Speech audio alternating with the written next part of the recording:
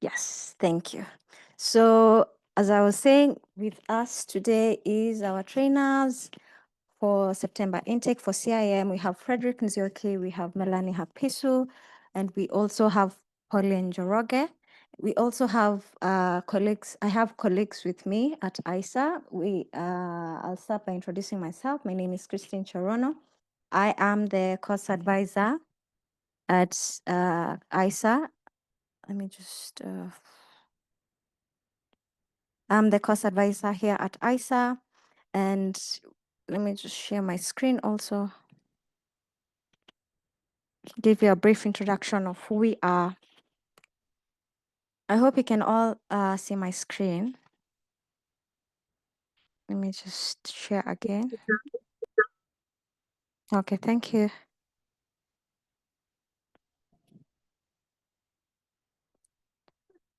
One second.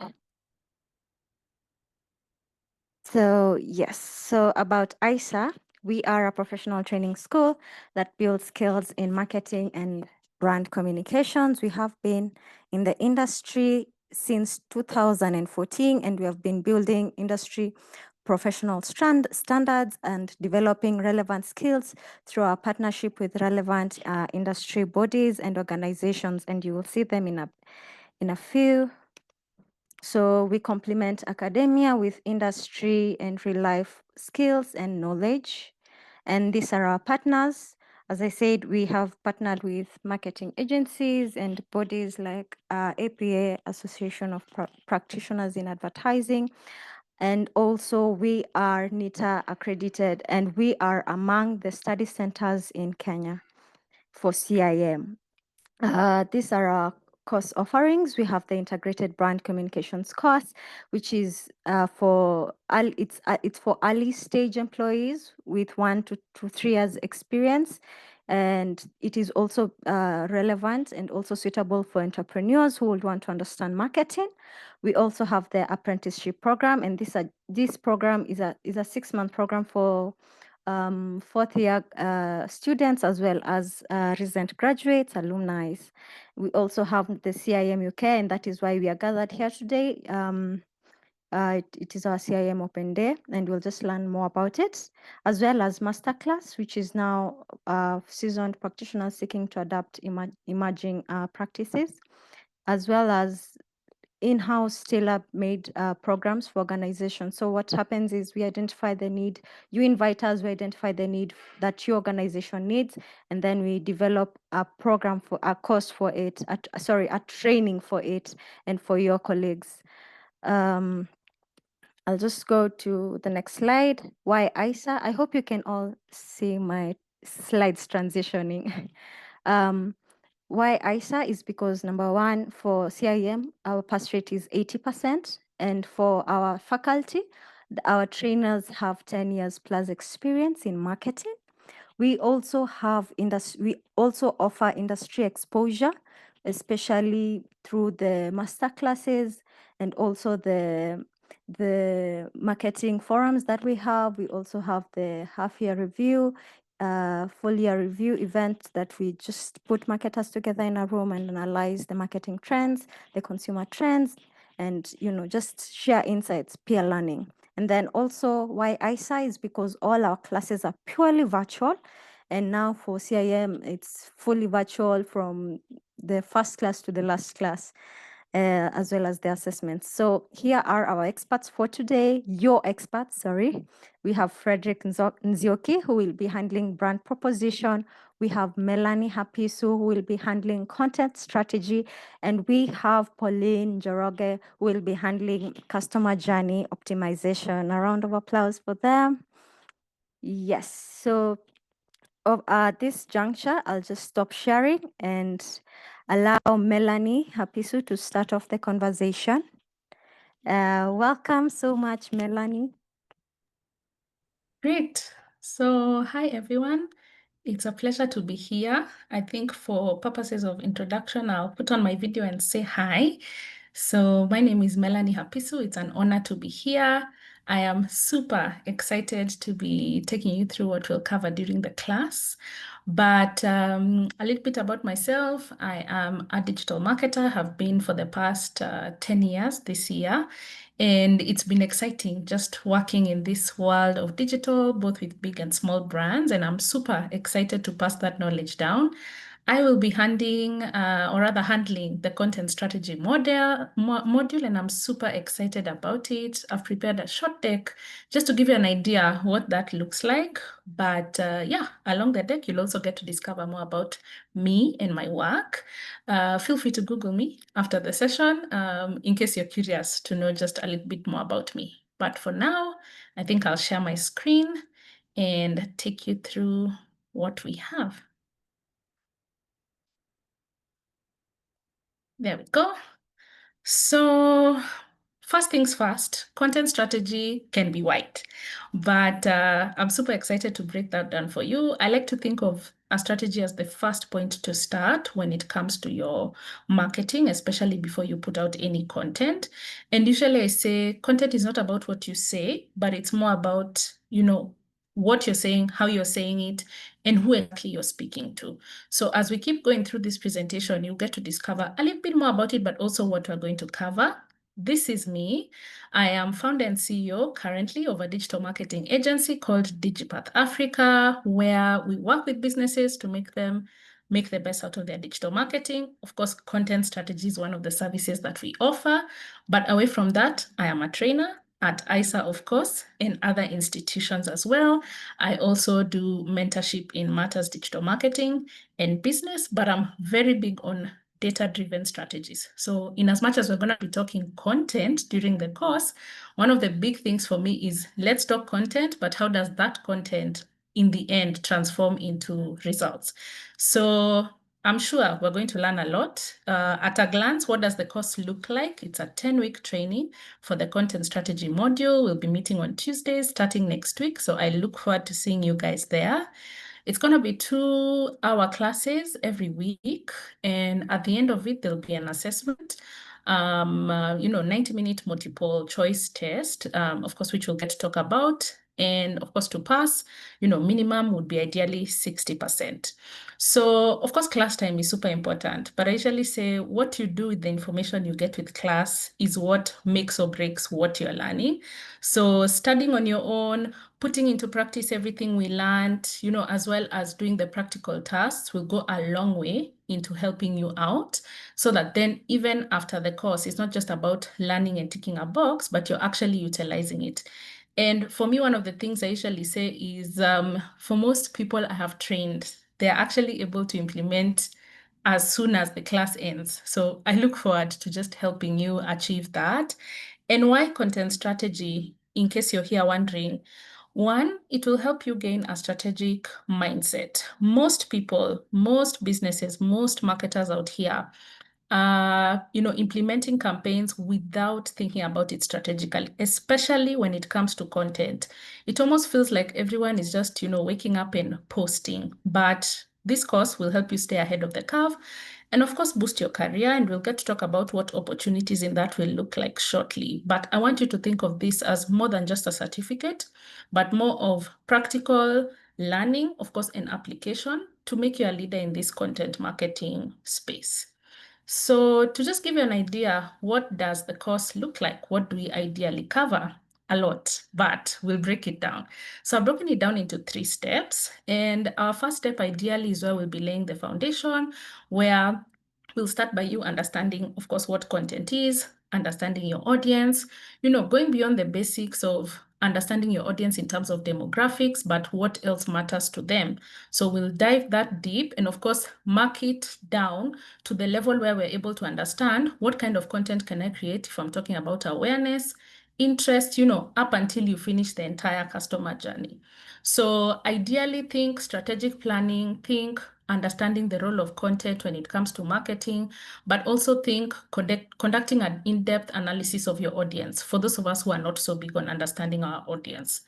But after that, step 1, step 2 is where we're building our house. Think of our strategy as a house. We've built the foundation. We're now starting to build the house. And this is where we go practical. We talk about the different types of content. We explore different media, whether it's podcasts, whether it's interactive content. We talk about all of that. And eventually, we also talk about the elephant in the room, AI, because the truth of the matter is AI actually will come in handy when it comes to your digital marketing efforts. So how can we talk about content and AI? We'll talk about all of that, but I want you to think going into, let me say, the frameworks and models that you need to have in mind. Some of them you may have heard of, but we'll go deeper to them during class time. We'll talk about the different channels, because then when it comes to content, you have to think of what channels are you going to be implementing this on, and of course, automation and the AI aspect. But the last step, after building our house, then we have to think of how do we then execute this? How do we refine it? How do we know things are actually working or not? So we'll be able to analyze that, what copy resonates with people the most, what kind of content, whether it's visual, resonates with people the most. So we'll get to talk about all of that just to ensure that then we're being as effective as possible, but also being as ethical as possible when it comes to creating our content. So think persuasive copy. What messages can you put out that directly speak to your audience and can get them to take an action?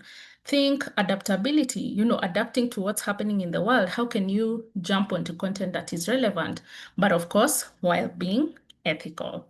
So in a nutshell, this is what we'll cover. We'll start off with an introduction. We'll dive into audience analysis. We'll talk about content creation in different formats. We'll talk about the channels where you can distribute your content. We'll talk about AI. We'll talk about copywriting and messages. And finally, we'll talk about ethical consideration, which we had summarized in the 3 steps. So what next after that? I know you're probably sitting here and asking yourself, what if I want to start a career after this? Or what if I want to explore a different department after this? Well, you can. So after taking the content strategy module, you can become different things. I've listed a few here, but you can become a content strategist where you'll be responsible for creating, content plans and aligning them to meet the business goals. You can become a digital marketing manager where you can manage digital marketing campaigns and of course be part of content in different channels. You can even become an SEO manager where your work is to create content that ranks well on a search engine like Google, for example, or even become a consultant or even a brand manager. So the opportunities are endless, but I just wanted you to have a bit of a highlight of what that would look like. So as I wind up, in terms of success and support, I know some of us are sitting here and you're like, oh, CIM can be hard. Yes, it can, but that's why we're here. So to help you better prepare for the learning, for the assessments and all of that, I usually say, 1, it has to come from you first of all. How badly do you want to learn? And how badly do you want to succeed? So a lot of it will come from you, but away from that, of course, there'll be notes. Of course, there'll be practical exercises, and of course, there'll be mock questions just to help you prepare better for the examination so that you're not seeing the paper for the first time in the exam room. But away from that, of course, as your tutor, I will be just, a phone call away, a WhatsApp away, an email away, so that then it's more of a collaborative effort to ensure that your journey is a success and you can actually make the best out of it. So in case you're wondering, how will you balance everything? I think something that all of us will probably repeat is dedicate consistent time slots for your own study in addition to what we do in class. Focus on what works for you in terms of study methods. And we'll talk more about that. But if you're more practical, go the practical way. If you're more theoretical, the notes are there as well. If you're more, let me use ChatGPT or Gemini as my, question sort of tool to help me come up with potential questions that can come up, yes. But also you'll notice that from the mock questions that we'll give or from the past papers that we'll use to tweak and come up with some questions, you'll be fine. But in case you're working and you're planning to take this module, I'd also encourage that you sort of look at what are the busy times when it comes to work so that you balance out when can I read the most, what do I do when there's a busy time? And building a support system, I think, will really come in handy, but also because it's collaborative, connecting with your peers as your classmates will really make a difference. I know as Africans, as Kenyans, we love group work. So group work and talking to each other during the class will also come in handy. So with that, that's just a bit of a highlight of the course. I'll be happy to take any questions at this point.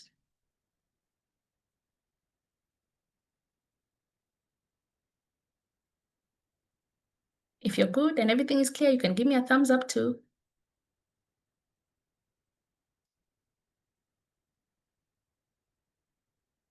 Nice. Great. Back to you. All right. Thank you so much, Melanie. And I completely agree with you that for CIM, youth support and having friends who can really encourage you through this journey is really important.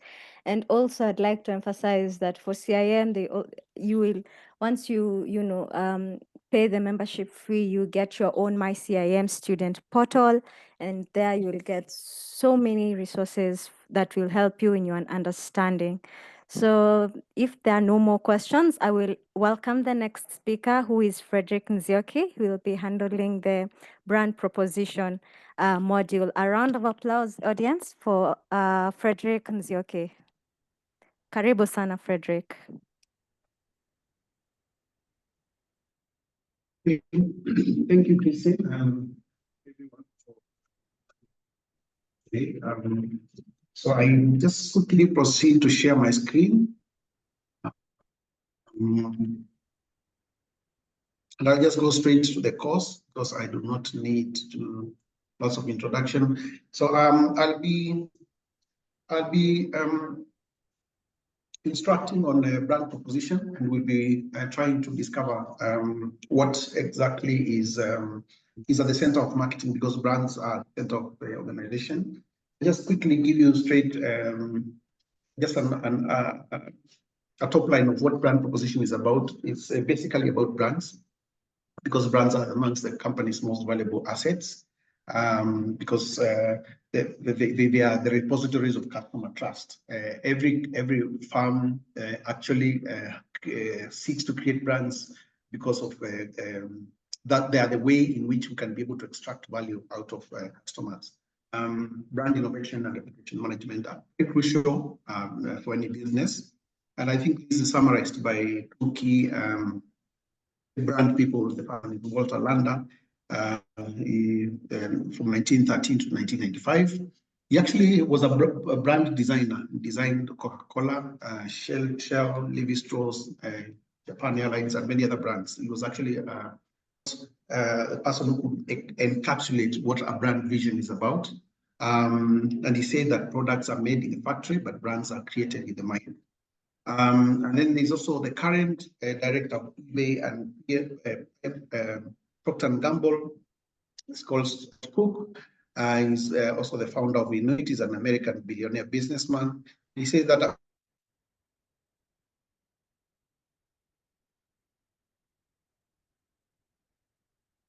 because our journey is going to be moving from the creation of a brand and all the way to the point at which you can be able to create a brand strategy, recommend a brand strategy.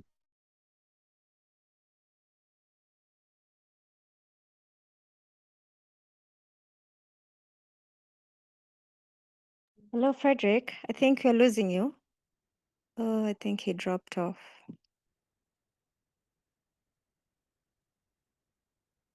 Hello, Frederick. Okay. Yes, I'm here. Can you hear me? Yes, we can. Okay. Is my screen still up? No, just try and share Okay, that. let me share it. Okay.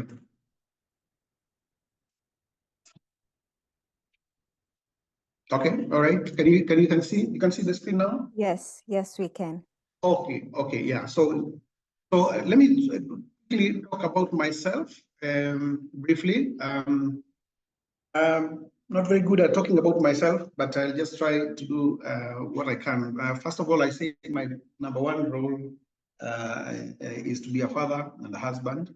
And currently I'm director at GEF Insurance Brokers. And I also run a place where you can have some nice meals in Kitengela. It's called Alma Hotel.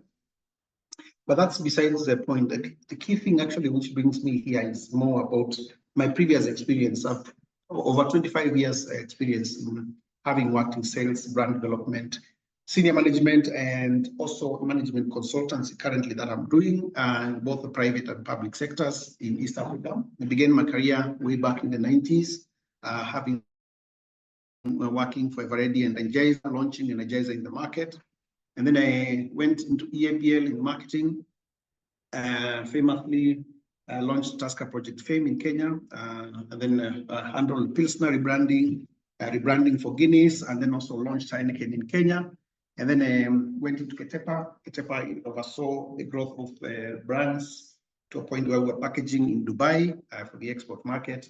And then I worked in Mumias Sugar Limited briefly before I went into public, having working in Nairobi City County. And then I moved out of that after a short while and moved into now management consultancy. And consulting for GIZ, FSD, that is financial sector deepening, GSMA, and managed to write the first national strategic plan for the Kenya National Federation of Jokali Associations. I managed to also get a stint, a 7-month stint in Canada, working with what we call the Black Entrepreneurship Knowledge Hub in Halifax, Nova Scotia, Canada. And I was looking about how Black entrepreneurs can be able to develop their own brands, and they can be able to venture into specific industries which they always have problems with. Currently, I've completed my BCom and PhD, an MBA at the University of Nairobi. I'm engaging my PhD. I'm actually a PhD candidate at Strathmore University. And I've also managed to get a 6-month course in St. Mary's University, Halifax, where I was looking at entrepreneurship and brand development in what we call an MTEI program, talking to MBAs and other industry practitioners about entrepreneurship and brand development. So that's basically about me. And I believe that with CIM, I've taught CIM before, started on CIM before, but I took a break and I'm back, of course, and I'm doing what I love most, because brand is what actually has grown me, and I love brand development and brand propositioning and marketing in general and strategy development. So let's go straight to the course. Having given you the background, what we want to achieve in this course, we're going to explore about proposition development. What is it about value proposition? Well, a lot of people call brand value proposition. So we're going to explore how to develop that. We're going to look at what is brand management, and we're going to also to understand what is equity, brand equity, and the purpose of a brand in an organization and in the society in general. And then how do you relate these to customers, the wider stakeholders and society? And then, of course, very important to understand about transparency and authenticity, because it's increasingly we are living in a digital world. And these days you cannot just put out which is not authentic, because it will be discovered very quickly. And then finally, we're going to look at what is the important brand innovation and reputation management. So what we want, moving from the first learning outcome, is to understand how to develop propositions that differentiate your organization, how brands support the proposition, and finally, how to determine the factors that drive brand identity and strategy for success.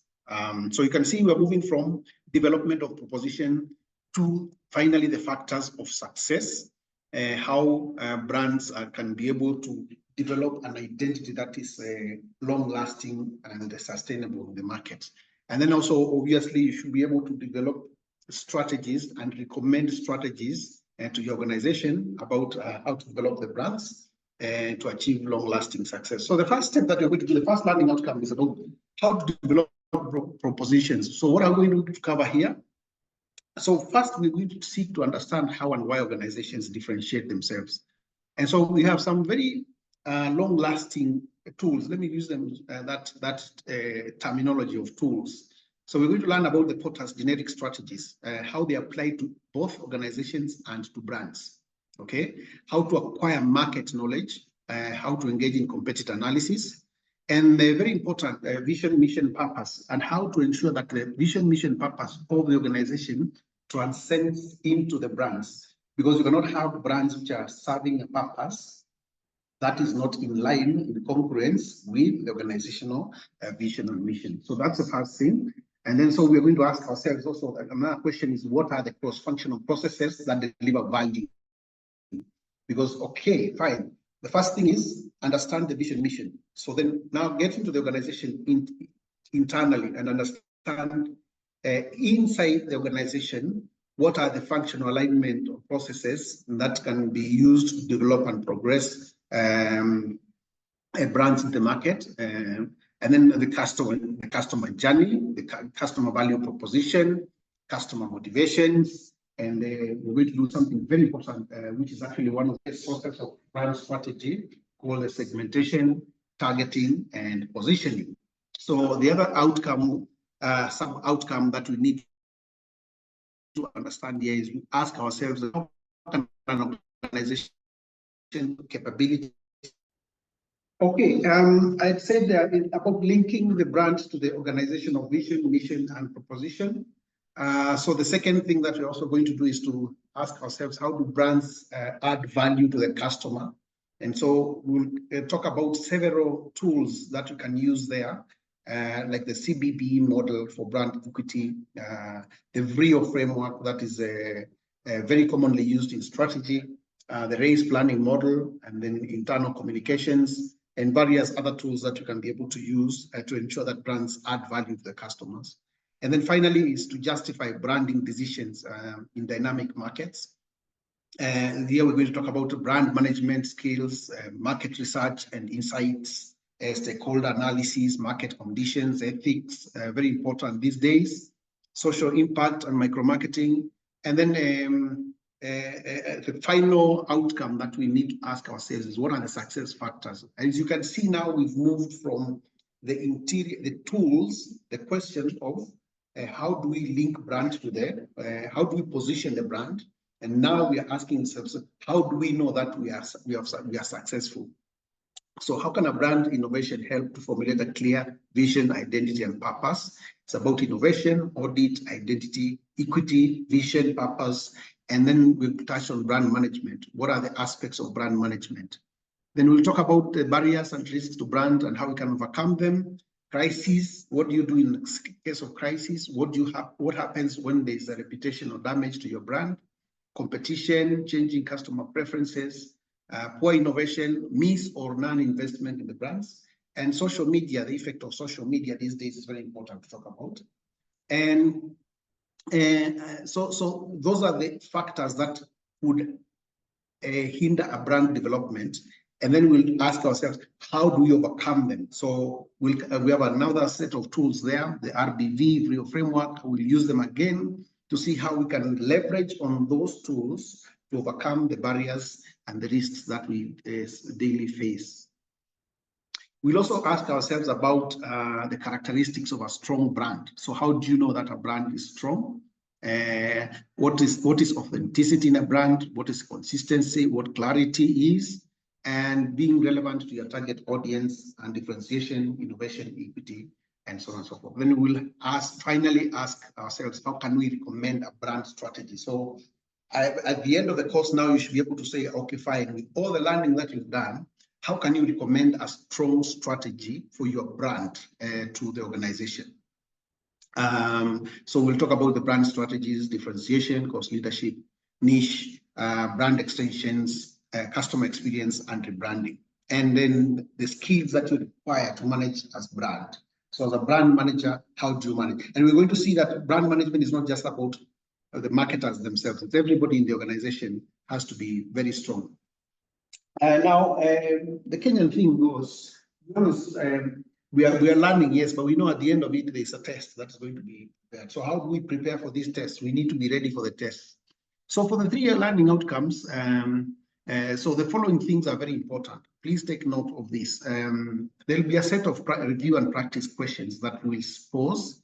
In each of the, after each learning outcome, we'll have a set of questions, sample questions, like some which have been prepared out of past papers, some which might be prepared out of what we think as examiners might be very important to take care of.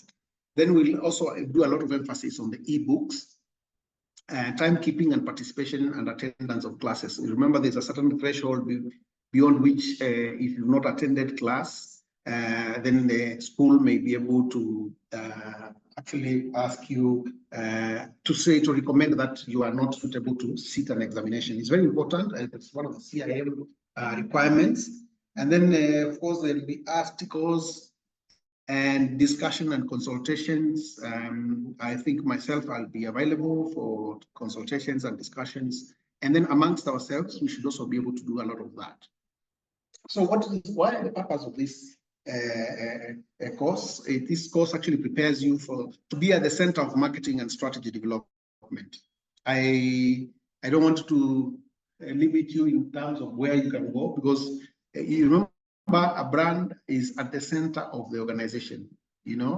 At the end of the day, your competitiveness is about, as an organization, is about how well you develop your brands. So if you can be able to be at the center of marketing and strategy development for your brand and for both product and service firms, then you can become anything in the organization. You can lead the organization at the top level. You can lead the organization from any level, and you can be able to even look outside in terms of growth for the organization by leveraging on new avenues of growth, new areas where you can be able to expand the organization. So I say the career path, having learned brand management, places you at the really center of the growth of the organization. So that's it for me. I'm very grateful for having listened to me, and sorry about the hitches that we had network. I will take probably a few questions if there are any. If not, then I think I will hand over to Christy.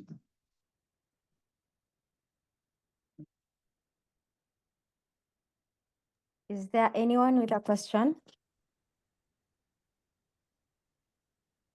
I think that was very clear to us, and there's a common misconception that when you hear someone saying, actually, we are rebranding, and for them, what they mean is that they are changing their logo, which is completely not what branding is all about. Or maybe, the logo is just a manifestation of what everything else is. Actually just the final part.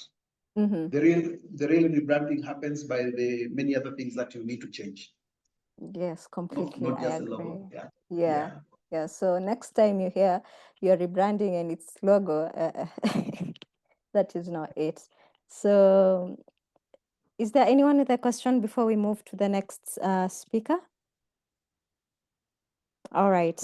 So I'd like us to welcome Pauline Jaroge. She will be handling customer journey optimization. A round of applause for Pauline. Karibu sana, Pauline. Thank you very much. Good evening, everyone. Allow me to share my screen.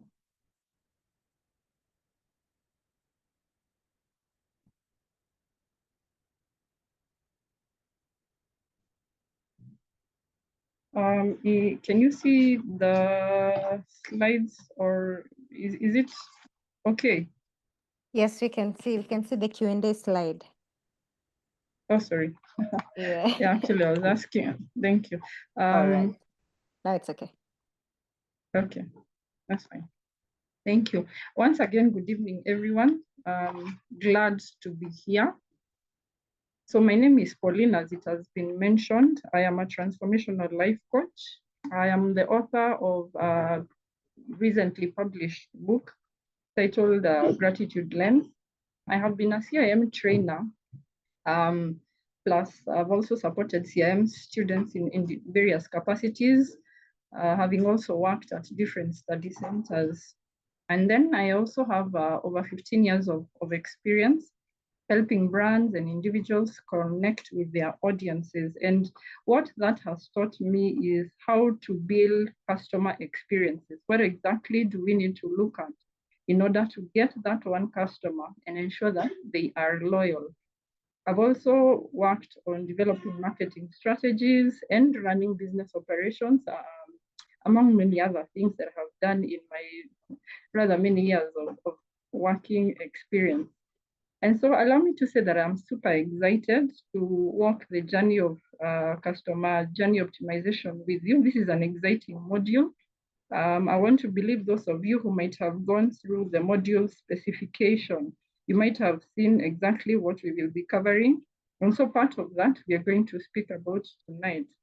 Now, one thing that I'd like you to look out for when we are going through tonight's brief session is how data and insight can help you decide on how to improve your customers' experience. So what is this customer journey optimization module all about? The UK have explained it as applying customer data and insights to create seamless, customized journeys for the customers. So exactly where is this applicable? We who will be in this class will come from different sectors. Someone might be from a B2B, a B2C, a non-for-profit, or even a customer kind of setup. And so what we are saying is this particular module, you'll notice, is applicable across all sectors. And what are the aims? The aim is to build meaningful connections with our audiences. And in this case, we are talking about the customers. And then improving satisfaction, loyalty, and advocacy. Advocacy here meaning I am excited to try out your brand, and so I'll go tell others. And also, which is of importance, is to support the delivery of the business objectives. And as marketers, we call it ROMI, Return on Marketing Investment. Now, this module is a multiple choice exam, like my trainer colleagues have mentioned, and it is 45 questions, which you get to answer in 90 minutes. So there are 3 learning outcomes that we will cover during this particular module.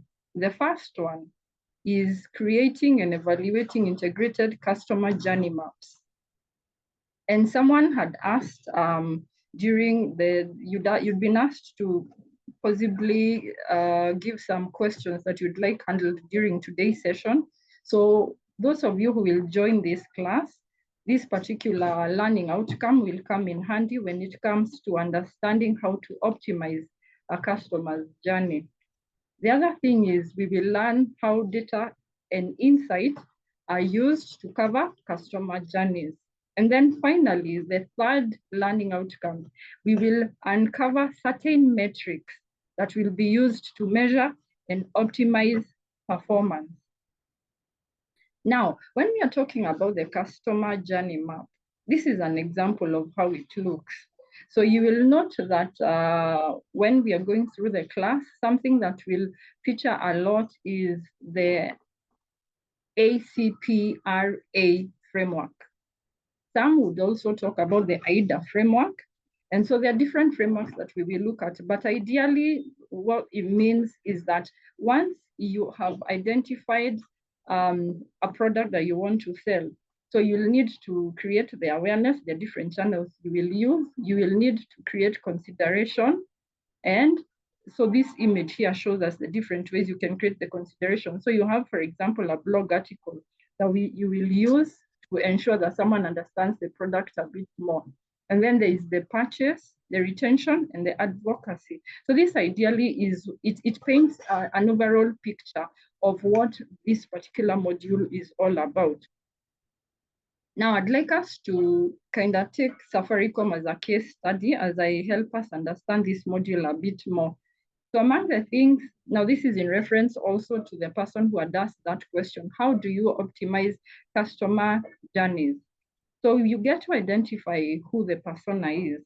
The persona could be, for example, the urban youth, and they want to do certain things through M-Pesa.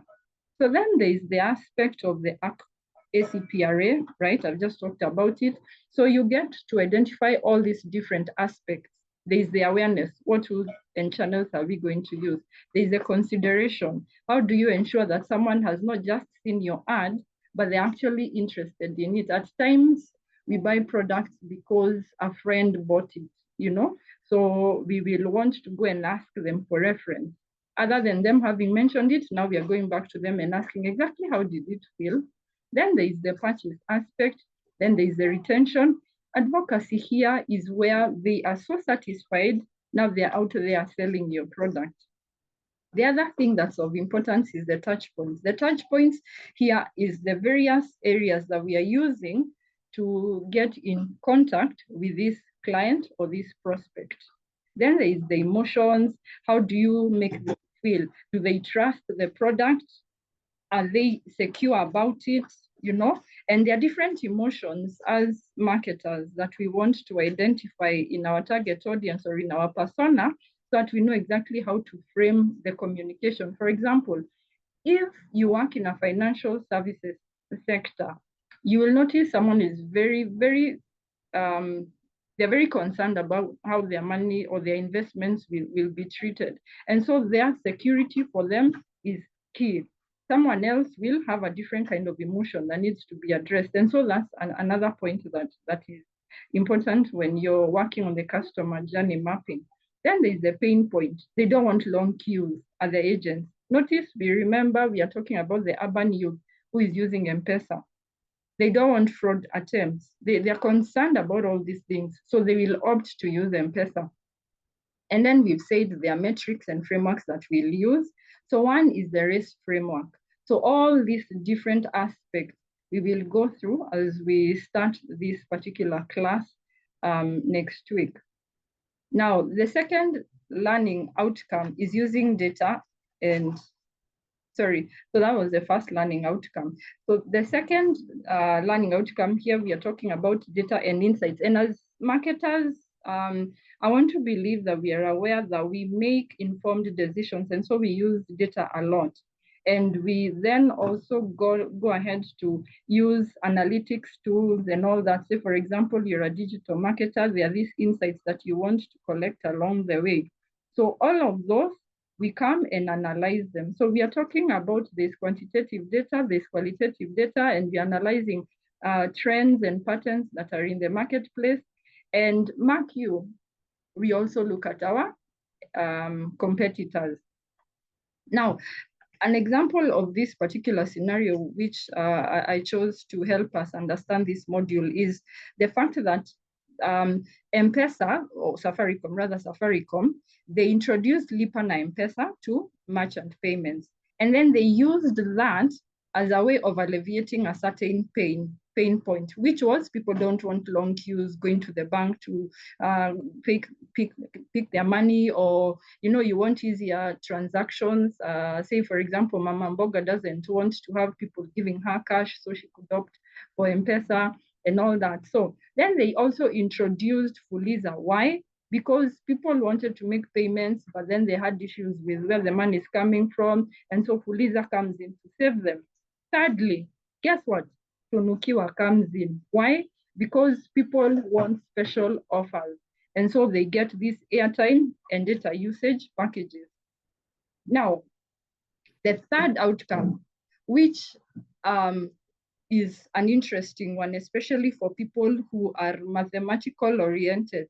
Not that there's a lot of maths, right? But then here we look at metrics that will help us not only analyze the data, but it will also help us make informed decisions. And I'm repeating that a lot because as a marketer, you can't sell a product effectively, or a brand for that matter, until you have your ducks in a row, as it were.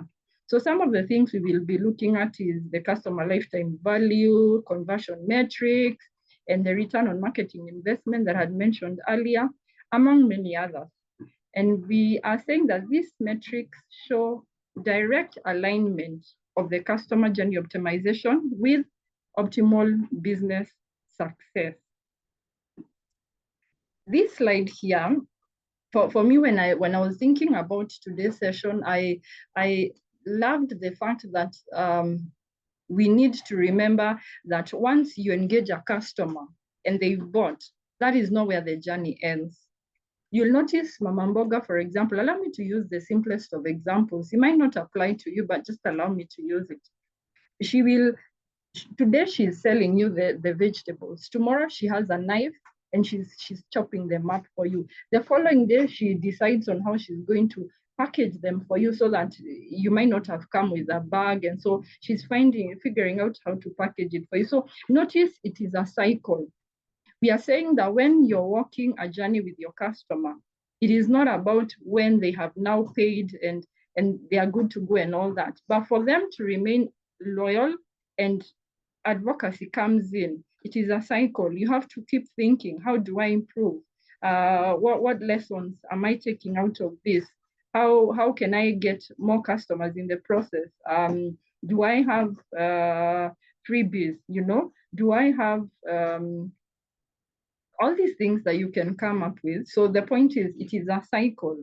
It isn't a one-time project, but you remain attentive to what is happening in the environment around you.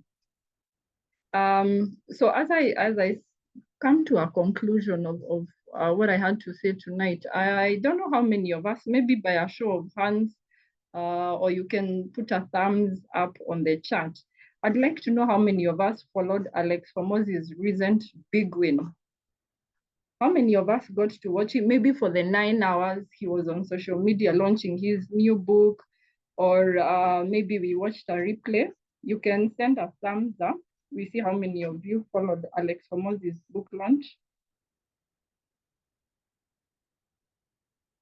Briefly.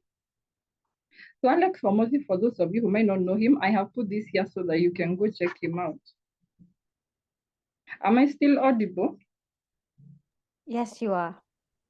Okay, cool. Thank you. Alex Formose, he entered the Guinness Book of World Records because of selling so many books. And you might wonder, why am I bringing him here? Because I have homework for you. Yeah, I know, weird, but I have homework for you. So I'd like us to think around, especially those of you who will be taking this module, I'd like us to think around Alex Formose's story and how it connects to this customer journey optimization module. So you could go identify the journey mapping. What exactly did he do to get to the point where he's advertising the launch and he's actually converting people to want to buy the book and all that? It is actually a very exciting thing to do. And then you look at the data and the insights that he might have collected. That is all on the internet. And then the metrics, those conversions. Some of them are the fact that he sold 2.9 million books. There could be other metrics that you can come across. So that is a case study that you can use to help you understand this particular module if you're interested. Now, as I finish, we might be wondering, why would I take this module and where will it take me in life? So it kind of is obvious that customer journey here, we are thinking of customer experience, we are thinking of the service industry, but then interestingly enough, a CEO, a CFO, any sector you might be working in, any position you might be working in, you deal with customers. And here your customer could be even your colleague at work. Say, for example, you're a manager of sorts, and so your immediate stakeholder is the employee. So what is the customer journey that you're working through? So it could relate in that context, but it mostly will relate when we are talking about the customer who will bring money to the bank or sign the check, as it were. And so what would you do with this module? There's a lot you can do with it. Every person who is in business has a customer. And so Melanie and Frederick would agree with me that we all need this module because as a school, they're looking for students. So what exactly are they doing to map out the kind of students they want to target, whatever sector you're in. So I end my presentation there, and I am open to any questions that you might want to ask. Thank you for listening. Thank you so much, Pauline. Is there any question from the audience?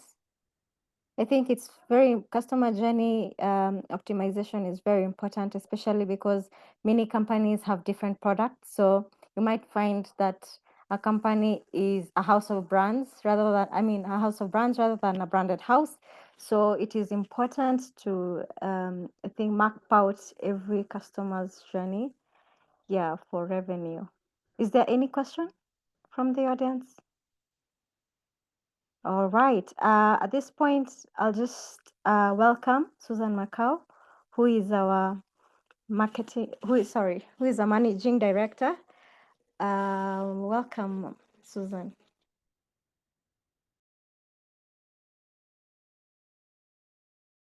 You're on mute, Susan. Oh, sorry. Okay, thank you, Christine. Thank you, everybody. Thank you, Christine, for coordinating this, organizing everybody, the trainers. And I think you've done a really good job. Congratulations. I also just want to thank Frederick, who have come with a long, long way. I actually worked with Fred and he was launching Pilsner. I was at Ogilvy that time and he was my client. I can say he was one of my good clients, Frederick. And Melanie, who also we have journeyed with at ISA and, had other opportunities to discuss training. And Colleen, who we also just started with early this year. And we are really excited to also have her because she's setting a very high standard of performance, which Pauline, I think you're going to challenge everybody else to, to get to that level of performance. So, and also to all of you, I'm not going to take long. I just want to, first of all, congratulate you for making the decision to be here. I know it can be difficult with all, with life, the way life is, juggling family life, all the pressures in a very fast changing world, it can also be quite tricky.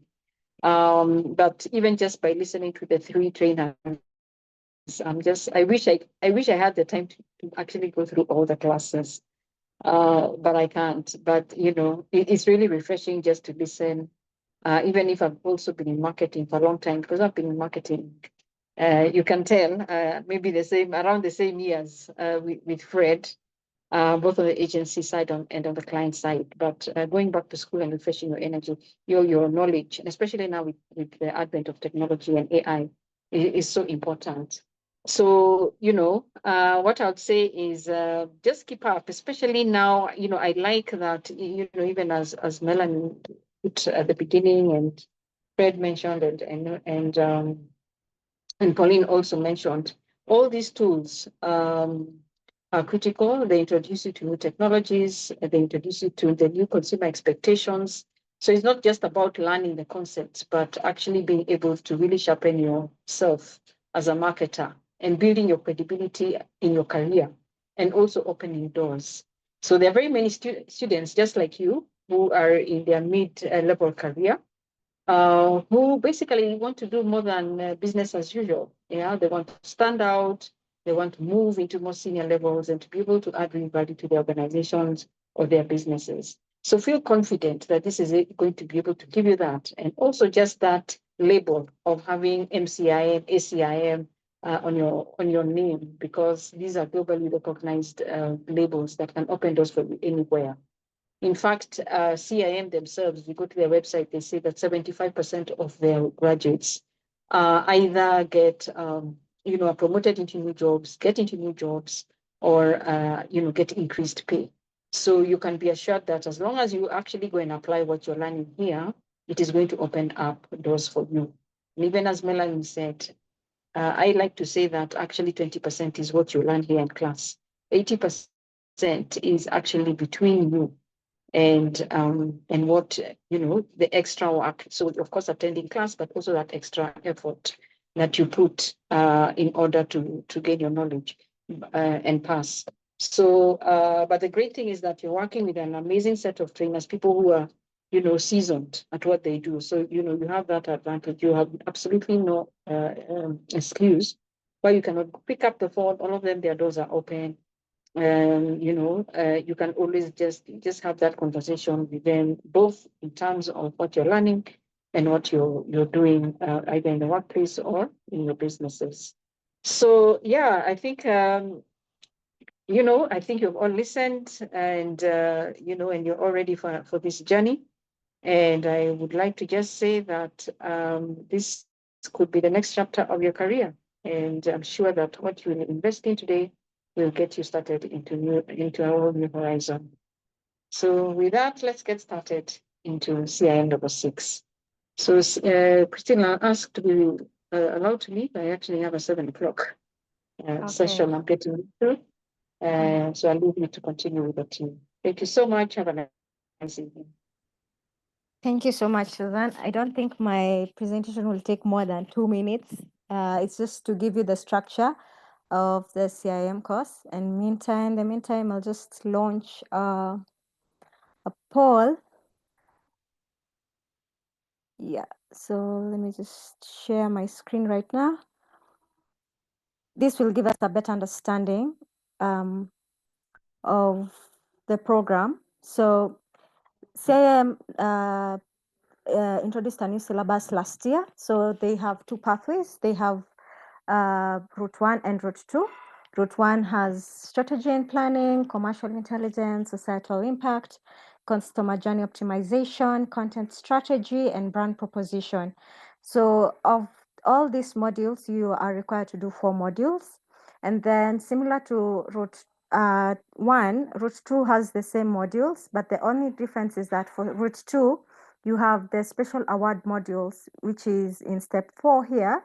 We have AI in marketing and social media management. Now, according to CIM, because as I said earlier, we are a study center and CIM normally releases the calendar. So actually for 2026 calendar is out, but I'll just give you the structure for students who are joining and for those who will want to join later.